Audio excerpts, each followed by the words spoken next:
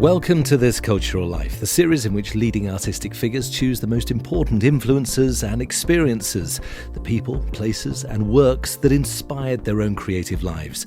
I'm John Wilson, and my guest in this episode is Boy George. He shot to pop stardom in 1982 as frontman with the band Culture Club and later as a solo artist. With his soulful vocals and flamboyant androgynous looks, George became a massive star around the world. Want to hurt me? Come a chameleon. You come and go.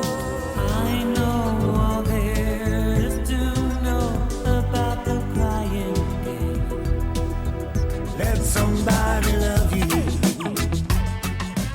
His personal struggles with drug addiction and a prison sentence in 2009 meant he was rarely far from the tabloid headlines. But in recent years, he's been a judge on The Voice, survived the jungle in I'm a Celebrity, and has just published a new memoir. Boy George continues to record and perform as a prolific solo singer-songwriter. Gotta let someone love you. I'm going to be talking about this level to George O'Dowd, who is here in front of me. How are you? What do you think? No. Leo. I shouldn't have told you that. No, I would have found out. I would have Googled you.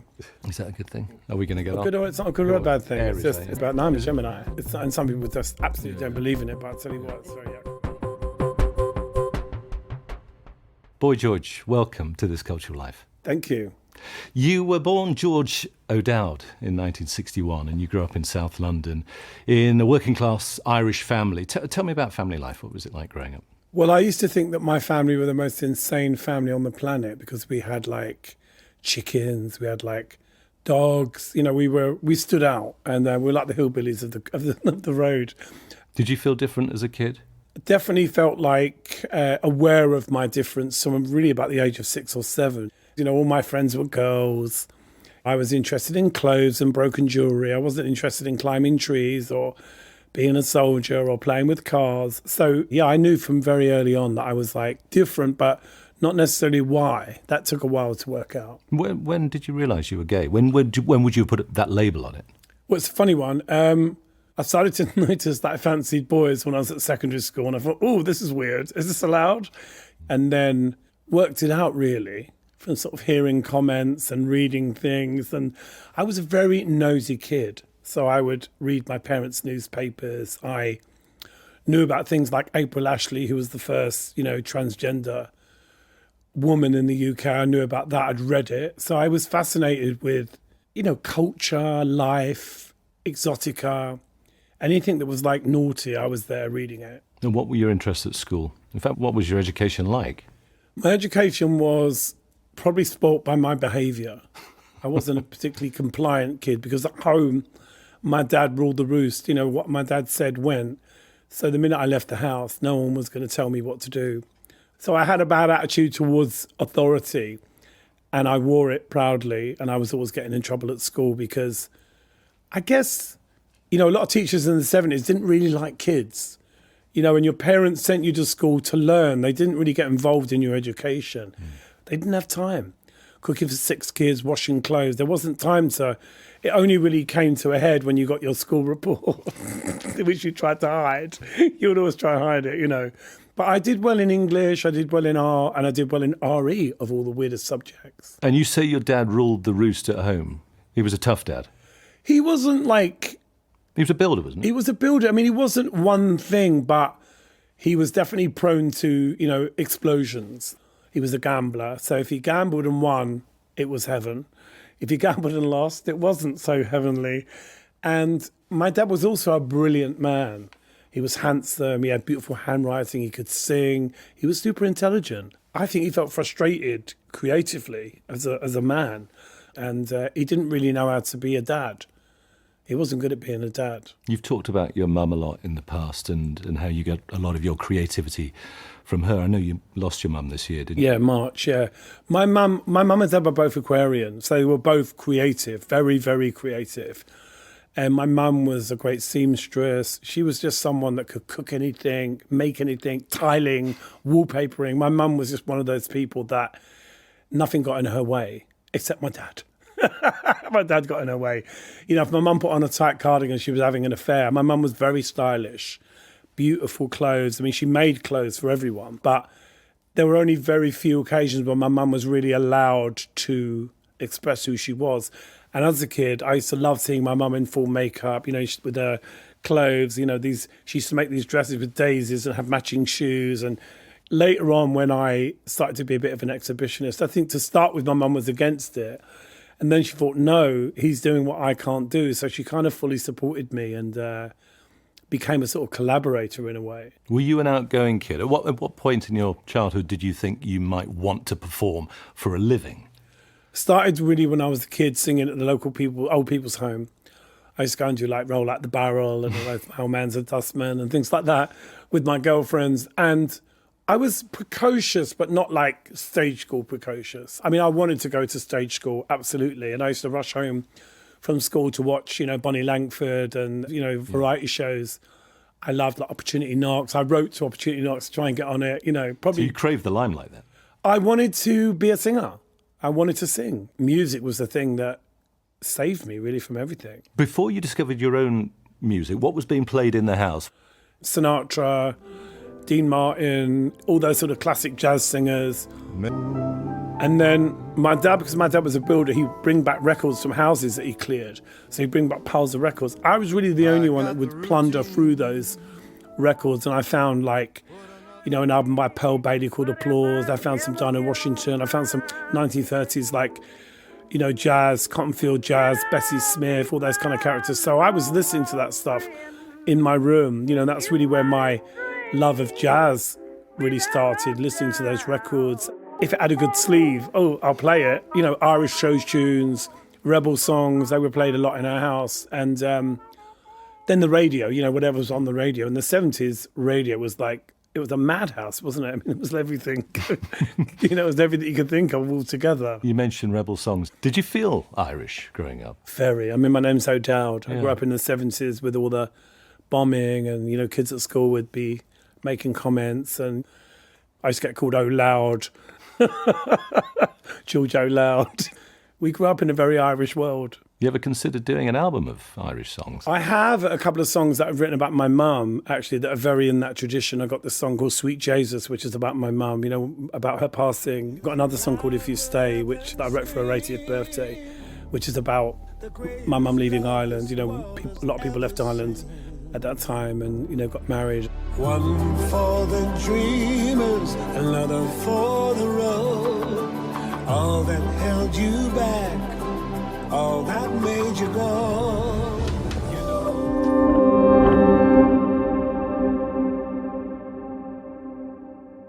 On this programme, Boy George, I ask my guests to choose the most important influences and experiences that have inspired their own creativity. And your first choice is David Bowie. And seeing Ziggy Stardust in 1973, that landmark tour, when you were, well, you would have been 11 years old, I guess. I was just coming up to my 12th birthday. My birthday's in June, so... But that's incredibly young to have seen a Bowie show. Yeah, I was very lucky. My grandmother, Bridget, had a row with my dad because we were watching Bowie on TV and my grandmother was like, why are you letting him watch? I won't say what she said. That big puff. And... I think my dad just went up against her just to be, because they didn't get on, you know. He used to call her Mary Magdalene.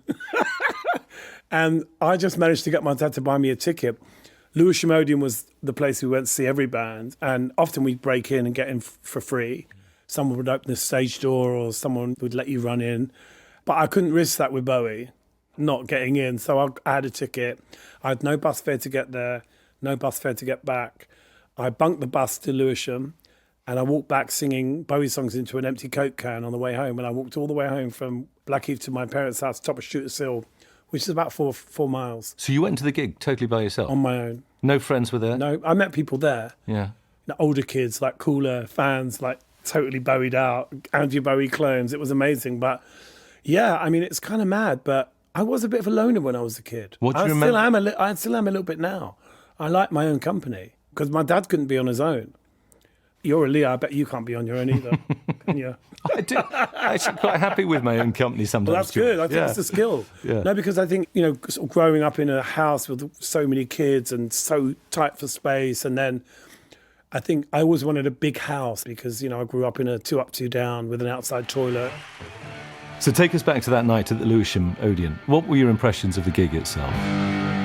When you compare it to the gigs I saw after, there was nothing like it.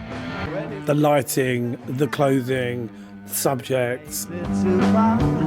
As a kid, it felt like he was just totally talking to me. It felt like he totally got me, One of the big songs for me was the song called After All.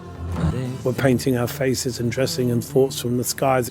I felt like he understood who I was and where I was and what I was going to be. That's on the Man Who Sold the World album, isn't it? That's on the Man Who Sold the World album. So was that your route into Bowie? Was that the first? Man Who Sold the World was the album that my brother gave me when he moved on to Alice Cooper. He gave me Bowie. What got you into Bowie in the first place? What was it that appealed? That album particularly, but when Ziggy Stardust came out, the lyrics on that, a cop knelt and kissed the feet of a priest and a queer threw up at the sight of that. Queer is saying that in a song, it's something you got called in school. It wasn't something people sung about. So it was just everything about it. It's really interesting, though, that you say the initial appeal was the lyric, and you just quoted 2 lyrics there. Yeah. And it was possibly a simplistic assumption on my part that I thought maybe it was the flamboyancy, it was the image. I mean, how much did that play a part, and particularly when you saw him on that Ziggy tour? Well, I don't believe you can separate a man from what he does, what he wears, what he thinks, his politics, the way he eats, the way he walks into a room. I think it's all encompassing. So for me, it wouldn't be enough just to see somebody that was a great songwriter but just looked like they were bored or in track pants. I mean, I do like some understated artists, I get that, but it's still a pose. Doing no outfit is still a statement. But I was always just drawn to, exciting performers that I noticed. I went into the detail. I mean, in those days, you bought records and you read the sleeve and you read the lyrics and you wanted to know what they were about. What's he singing about? And were you aware of Bowie's sexuality or the stories about his sexuality at the time? Because it was never clear, was it, at the time? Well, I think all rock stars, Mick Jagger, Bowie, Mark Bolan, they were all a bit blurring the sort of sexual boundaries, because being rock and roll, you didn't say what you were, did you? So did he give you more confidence about expressing your sexuality straight away then? And we're talking about early teens. Yeah, I mean, I definitely was much braver after that concert and got more brave as I met friends, who lived near me. I'd bump into people at the train station. Charing Cross train station was this kind of, mecca of like, oh, look, there's someone getting on the same train as me and they're wearing bondage trousers. They say never meet your heroes. You did end up knowing David Bowie, didn't you? Yeah, I met him, but he was definitely worth meeting. He didn't disappoint? No, not at all. Not at all. He was charming. I mean, I was only ever in public scenes with him. I had dinner with him once in 2005 with Iman and my best friend Michael Cavadias, who's an actor, and that was the first time I really sat with him, and it was just brilliant. David was really nice to Michael, really involved him in the conversation. Did you tell Bowie what he meant to you? Oh, he knew. Your next choice for this programme is meeting the club promoter Philip Salon, who was a real driving force behind the scene which was centred around the Blitz Club in Covent Garden in London in the late 1970s. When did you meet Philip? I and my girlfriend Laura, we met this flamboyant guy. He was walking up the road. Not Philip, someone else took us to Bangs, which was a notorious gay club on the Tottenham Court Road. And in that club was Philip Salon, dancing on a podium in a black skirt with a sort of Egyptian collar, lipstick, and, just looking absolutely fabulous. And we targeted him. I was like, that's my new best friend. And I made my girlfriend follow him into the toilets to borrow his black eyeliner. And that's how we became friends. And that was it. After that, he was a big part of my life. So this is what, 1976? About 76, yeah. Did you know what he did, what his reputation was? You just like the look of him? No, I asked him if he was gay and he said, are you interested? And I was like, oh no. I was terrified because I wasn't out then. Oh, right. I was still in the closet. I had a girlfriend. Oh, when you say girlfriend, I thought you meant a friend. No, I had a girlfriend. My girlfriend was called Laura. Yeah, she was my girlfriend from school and she was gorgeous. So I'd gone out with her to this club and then, sort of met Philip and then gradually sort of started to go to like gay clubs with Philip and Laura. She went out with a straight boy. It was better for her. What did Philip Salon offer you when you got to know him? Excitement. Philip was the most exciting, energetic person I'd ever come across. He was absolutely as gay as you could come. lived with his parents, was just outrageous. He wasn't someone who pretended to be straight. He was out, and it was kind of a new thing for me to meet somebody who was so bold. And Philip was like the Pied Piper, and he'd take us off to these parties or to clubs, and often they were parties we weren't invited to. They were things that he just heard about. He had a list of things that we had to go to. And so he led you into this scene? He led us like gladiators around London. And, there was one fantastic night with Philip, I remember so vividly, where we went to one club and we were going to another club and we got in a black taxi and he started changing in the back of the taxi. He was just 24/7 outrageous, Philip. You moved to London, I guess, around this time, and you became part of the new romantic scene, stalwart of the gay club scene in the late 1970s. And you were living after that in a succession of squats in central London. How important were these very creative communities to you, to your own sense of creative development? Oh, 1,000% the most important thing. I mean, I remember meeting Grayson Perry, when he was 19 or 20. There's a funny conversation that he told me the story when I saw him recently. He said that we were doing this performance in the front of a shop, that we were doing this cabaret that we'd all written, and he was putting on a pair of tights. And Marilyn looked at him and he goes, "You've done that before?" And he said he laughed his head off because obviously he hadn't even really started on his journey. Mm. But, there were certain characters, like Marilyn was the really good example of someone that was just so outrageous. You should just explain Marilyn. Marilyn was my best friend in the 70s. He used to go around dressed as Marilyn Monroe.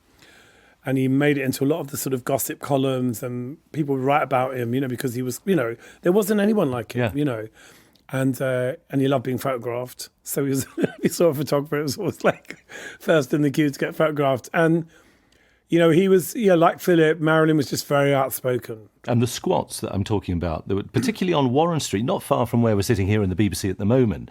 I mean, people forget, these are kind of semi-derelict houses, often without plumbing and heating. When I told my mum and dad that I wanted to move into a squat, they were horrified, and they did everything they could to try and talk me up.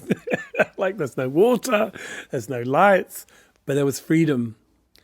There was absolute freedom, and I could do what I wanted. I could stay out as late as I liked, eat what I wanted. I was a little bit of a cheating squatter because I went home for Sunday dinner and I got my washing done by my mum, and I often went and got food. So I was a little bit of a sort of fake squatter, really. But I loved the freedom, I loved being there. Two other key names on the scene at this time, Steve Strange and Rusty Egan, who were founders of the Blitz Club. Why was that place so important? The Blitz was really, like, after punk, there was a sort of bunch of us that punk got quite mainstream. There was a lot of violence, a lot of spitting, and, it was aggression.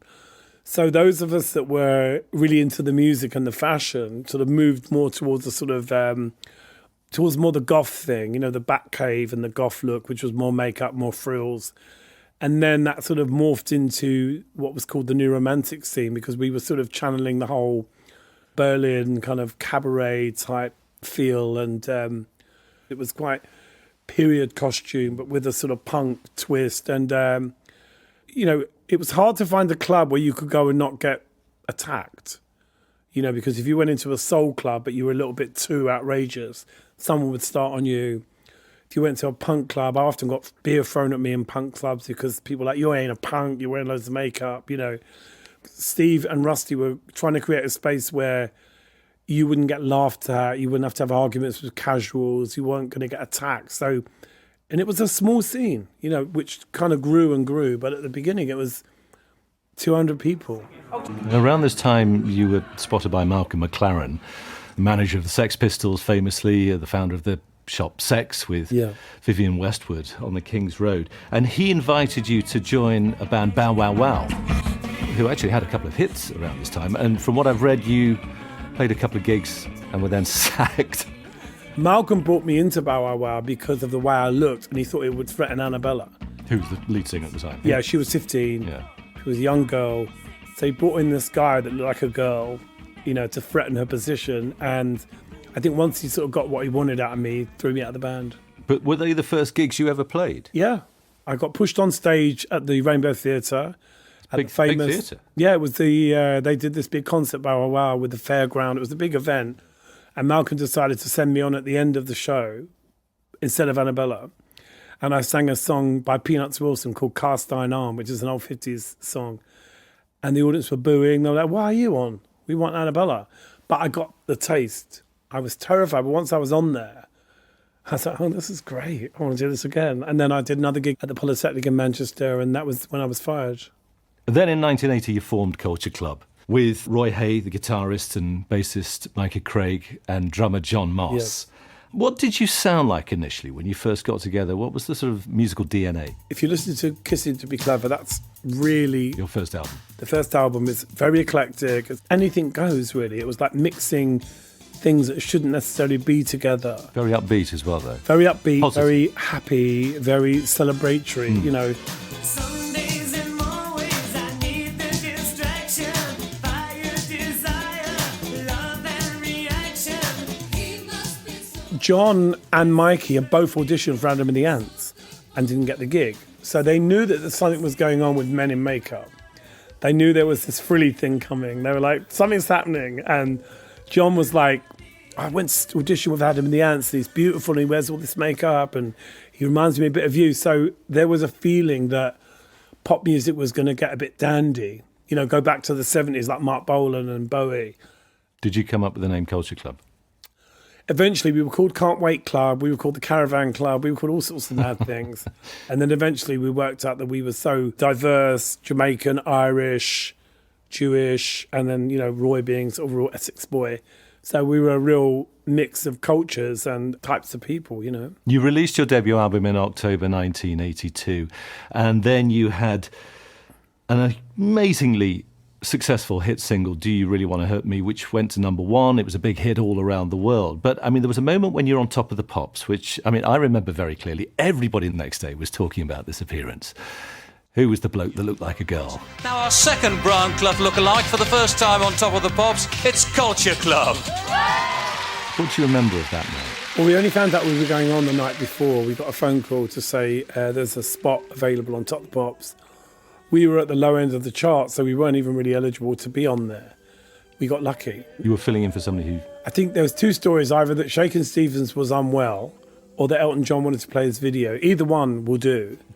We were very grateful, you know, and I remember spending the whole night, like, working out what I was going to wear, because I knew that there was going to be a reaction to me. In my mind, I wanted to get it just right. I wanted it to be as odd and kind of beautiful as it could be. You know, I spent a lot of time getting ready. Do you really want to hurt me? Do you really want to make me cry? From what I remember, it was a kind of white, flowy... I was wearing a white smock with a big Smock. red cross with aeroplanes, and I had, like, obviously the hair and the plaits and hat and ribbons and bare feet, because one of my heroes was Sandy Shaw, and I thought, I'm going to go on TV with bare feet. I mean, it's overnight stardom. Did you welcome that? It was interesting because actually the stuff that was written about us was actually quite derogatory and quite homophobic. It wasn't friendly. What people weren't saying, oh, wow. They were saying, what is it? You know, let's not let it near our kids. And there was a lot of TV shows that cancelled us. We got kind of almost instantly blacklisted by a lot of TV shows. Then suddenly it all changed. We went on the Noel Edmonds show, and that was the first time I actually spoke on TV. We were number 2 by this point, and we went to number 1 the next I'll day. leave it on that, George. Thank you very much. I hope you make it a number 1. Thank you, Culture Club. And George... And I definitely think it was the kind of, because I was such a contradiction in a way. It was like, you know, you would expect me to be more like my own arse, if you like. But I wasn't. I was very common. Very down And to people were like, yeah. I wouldn't say I was down to earth because that's like taking it too far. But I was definitely kind of just, I'd grown up in Woolwich, you know, I'd grown up in South East London. I was common as muck in a way. But I kind of didn't really get why people were so freaked out by what I was doing. But I also liked it. I understood even then it was just clothes. It's just makeup and clothes. Why do you care? Exhibitionism it makes people uncomfortable because they sort of, I think they go into their own imaginations too much. People have got really weird ideas about what gay people do, you know. Like, I spend my whole life being gay, you know. It's like 4 hours a month, I'm lucky. You know, we have lives, we have jobs, we have families, we have bills to pay, we have careers, you know, and it's a funny thing. But in those days, it was helpful, I think, to me, that sort of weird animosity, that sense of not being sure. That worked in my favour. Do You Really Want to Hurt Me, as I say, was a global hit. I think it went to number 2 in America. That puts you on a totally different level of fame. Because, I mean, it's very rare for a British band to break America. Especially a band like us. I mean, Especially... it was like, oh my God. But I think part of the reason why we were successful in America was because we were so British. Did you get any advice as to how to deal with the limelight and that sudden superstar level of fame? Well, everybody thinks they're an expert on fame. You know, everybody thinks they know what you should do and what you shouldn't do. But basically, you know, at the beginning, you're just thrown in front of the headlights. You know, there's no real preparation. And when you're 20, you're not going to listen to someone giving you advice about how to be famous. You know, you're just like, oh, shut up, you know. You just want to get on with it. And I mean, at that point, I even discovered therapy, questioning things I did. It was just I grew up in a family where you didn't discuss your problems. You don't tell outsiders what's going on in the house, you know. So it was really not until quite later that I was like, oh, there's another way of looking at life. You know, growing up and the beginning of fame, it was a crash course. No one helped me at all.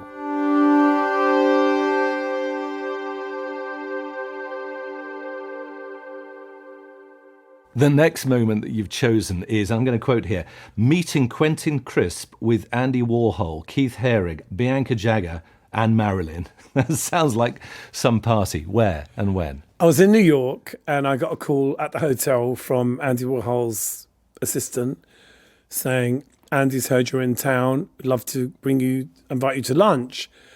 And they said, would you like to invite anyone? I said, well, can I bring Marilyn? I said, yeah. And they said, would you like to, anyone else you'd like to meet? And I said, oh, I'd love to meet Quentin Crisp. And they said, we'll invite him. And he was there. And I'd just done this photo shoot with Avedon, the famous photographer. So when I sat down to lunch, I said to Quentin, he said, oh, Mr. George, what have you been doing? And I said, I just did a shoot with Avedon. And he said, all that running and chiffon, you must be so energetic. I just peed myself laughing.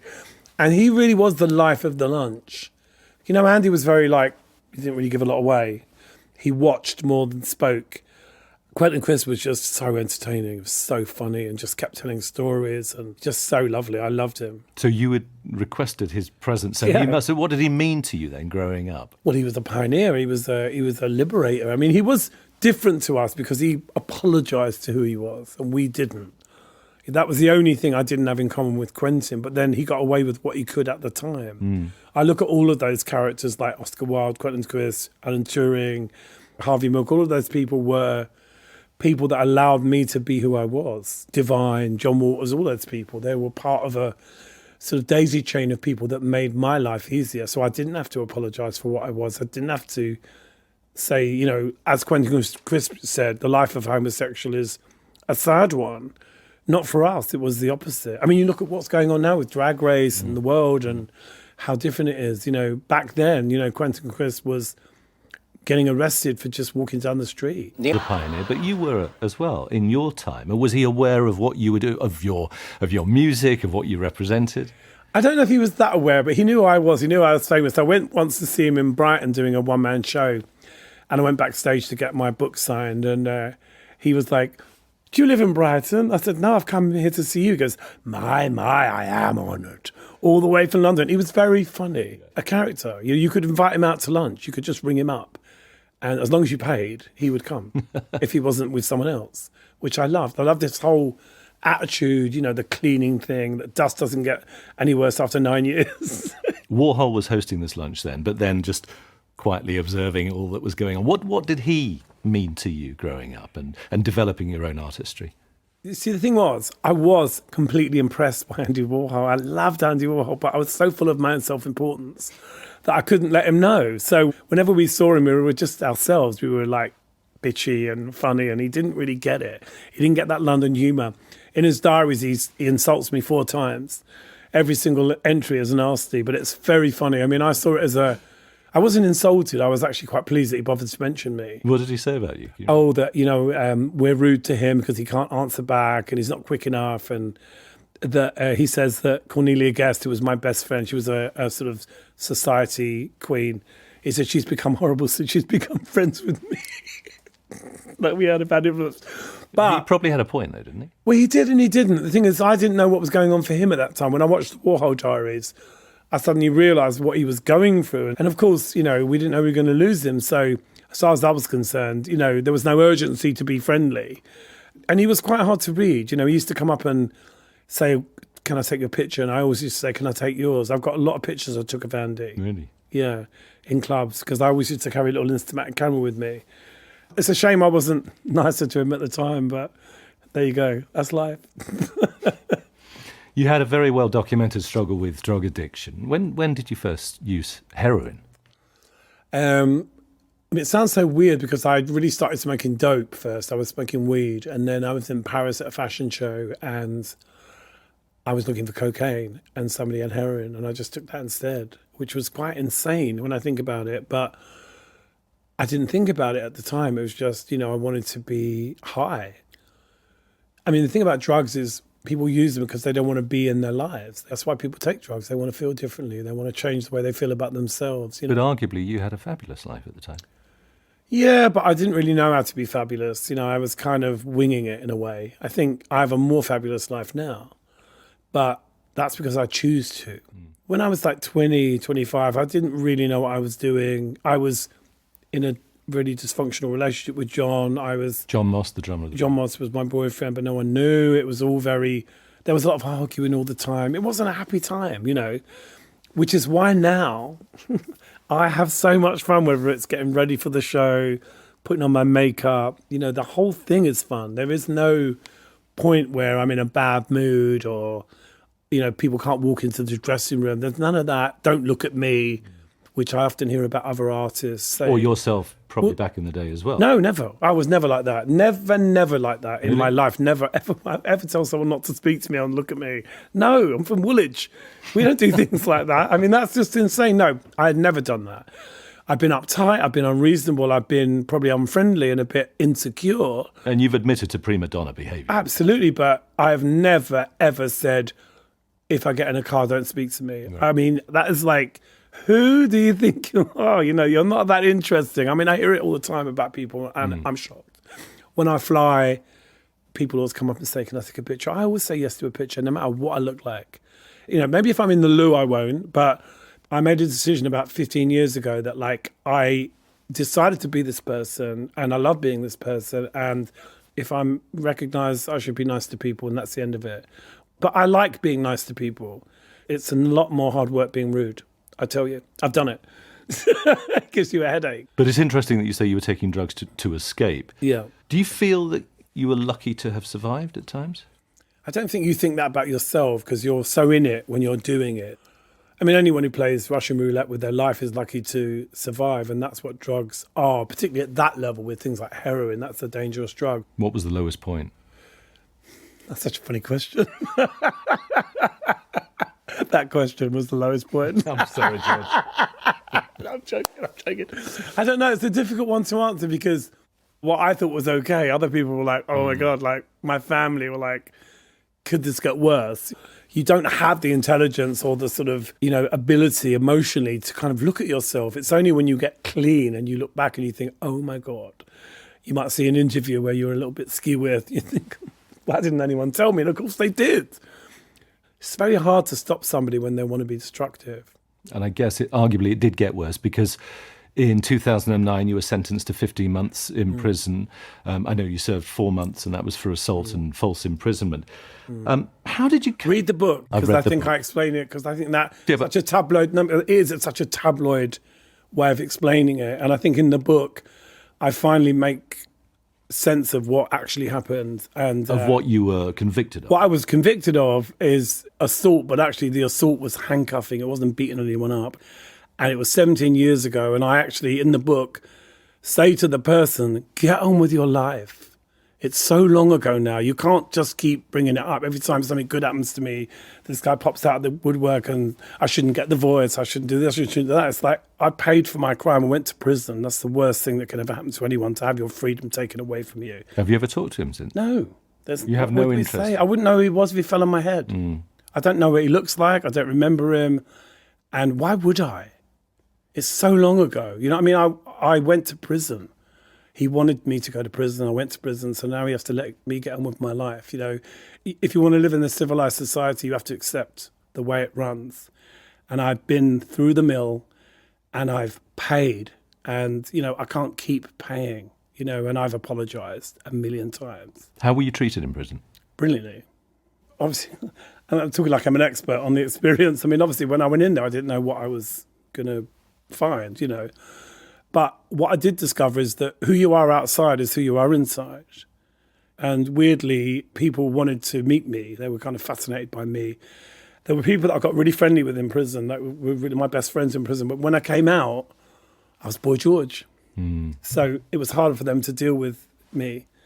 That person that was in prison wasn't the same person. And so it was really hard to have a friendship. What do you mean it was a different person in there? Because, I was in a pair of sweatpants and a T-shirt, Right. with Same person inside there. No, but it's the perception of Boy George. I can be like in my civvies, but then once I'm in my costume, people treat you differently. Being sort of, in sweatpants with a prison number is very different to being in a hat with eyebrows on.